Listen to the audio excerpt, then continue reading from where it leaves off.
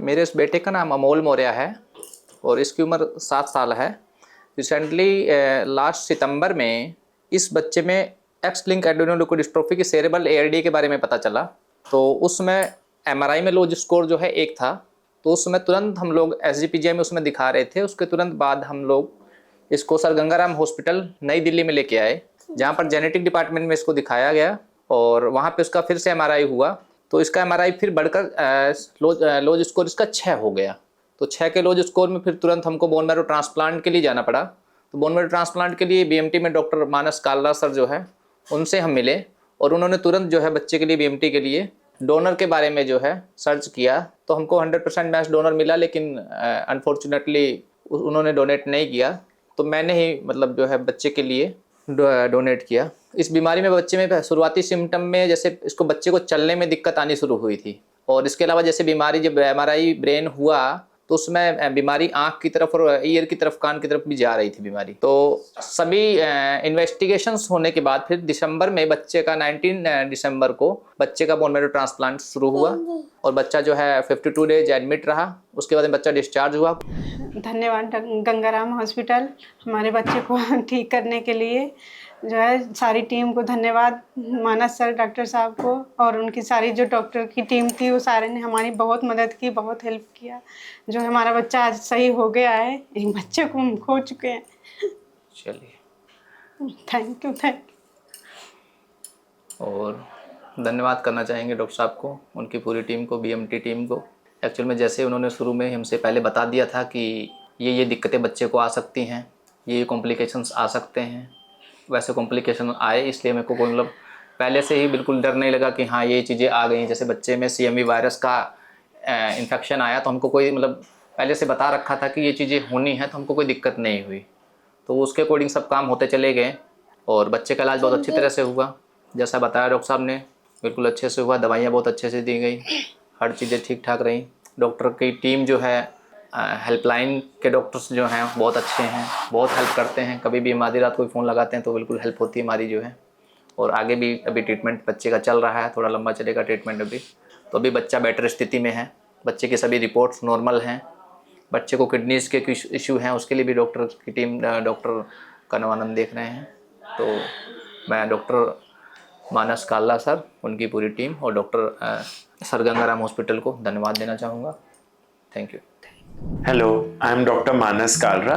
I am a pediatric hematologist, oncologist and a bone marrow transplant physician. I look after children with blood diseases, cancers, immunodeficiency and other illnesses where a stem cell transplant or a bone marrow transplant is required. X-linked adrenoleukodystrophy is a rare disease. बहुत common नहीं है ये बीमारी, काफ़ी लाखों में एक बच्चे को ऐसी बीमारी होती है और अक्सर पकड़ में नहीं आती। और जब तक पकड़ में आती है तब तक डैमेज इतना ज़्यादा हो चुका होता है कि हम कुछ आगे डेफिनेटिव इलाज नहीं कर सकते। There are not many very good medications available for this disorder. Children can present with varying amount of neurological problem. किसी को चलने में प्रॉब्लम हो सकती है, थॉट प्रोसेस, सोचने में, इंटेलिजेंस में, कॉग्निशन में, बिहेवियर में दिक्कतें आ सकती हैं, पैरों में स्पैस्टिसिटी आ सकती है, you can have hearing problem, vision problem, आपका एक ग्लैंड होता है एड्रीनल ग्लैंड, वो काम करना कम हो जाता है। तो बहुत सारी varied clinical manifestation, specially neurological clinical manifestation के साथ बच्चे प्रेजेंट करते हैं। और जब तक वो प्रेजेंट करते हैं उनका इलाज शुरू होता है and we do an MRI. Often the damage is quite extensive. We do a scoring called lowest scoring. If the lowest scoring is high and you take these patients up for a transplant, usually the outcome is not very good because the damage is already done. But if you pick these children up early, like in this child, unfortunately family had already lost one child. उनका एक बच्चा already इस बीमारी से सफ़र कर चुका था और उन्होंने बहुत दुख और कष्ट झेला था उस बच्चे के साथ। बट अब ये सेकंड बच्चे में उन्होंने तुरंत जैसे ही पकड़ा कि भाई ये बीमारी है, सेम बीमारी है और उसके ब्रेन में MRI में चेंजेस आने लगे, तुरंत उन्हें हमारे पास रेफर किया गया for bone marrow transplant. Unfortunately कोई डोनर नहीं था और जब डोनर नहीं था, भाई बहन मैच नहीं था, तो हाउ डू यू आइडेंटिफाई? तो ऐसे सिचुएशंस में we approach the stem cell registry and try to see if there is a good donor available for such a transplant.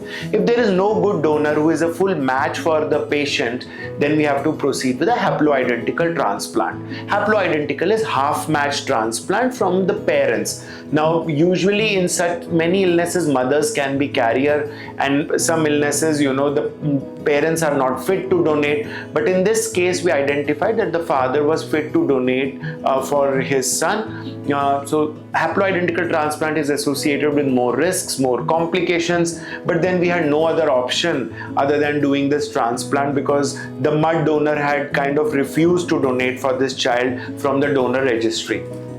Then we prepped the father, we counseled the family, and we took the stem cells out from the father. We gave high dose chemotherapy to the child and gave these special stem cells which had been subjected to a very specialized process ताकि GVHD ना हो. That means कि बच्चा उनके stem cells को accept कर सके और parent और बच्चे के stem cells में लड़ाई ना हो, क्योंकि वो fully HLA match नहीं है. And then we did the transplant. Despite all the precautions and everything, the boy had a grade 4 GVHD. It was extensive. We were not sure if he's going to come out of that. He had very, very bad adenoviral infection, CMV infection, and that adenovirus copies were just through the roof. Despite all the antivirals, they were not coming down. But eventually, gradually, the family was very motivated. GVHD medications worked. His GVHD got under control. His adenovirus took a long time, but then eventually got under control. And now he's more than 200 days post-transplant. He has full donor chimerism. Parents feel that neurologically he's better, which is very encouraging. There is no progression of his neurological deterioration in the last 200 days. जो कि अगर एड्रीनोल्यूकोडिस्ट्रोफी को treat ना किया होता तो neurologically बच्चा verse हो रहा होता.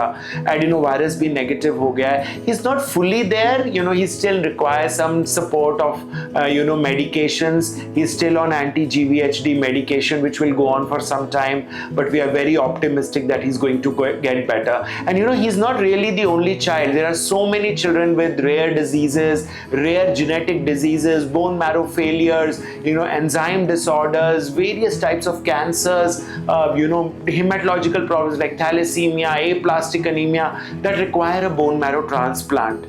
Parents are very scared of this treatment, but this treatment is only done when there is actually no other option to cure the patient. So I just want to motivate people that if your child is suffering from a rare disease, if a child is having a difficult disorder where there is no other treatment, please approach a hospital where hematology oncology, a pediatric hematology oncology service is available, and we can do the best for your patient, and at least we can put in all our efforts to cure his or her illness. Thank you.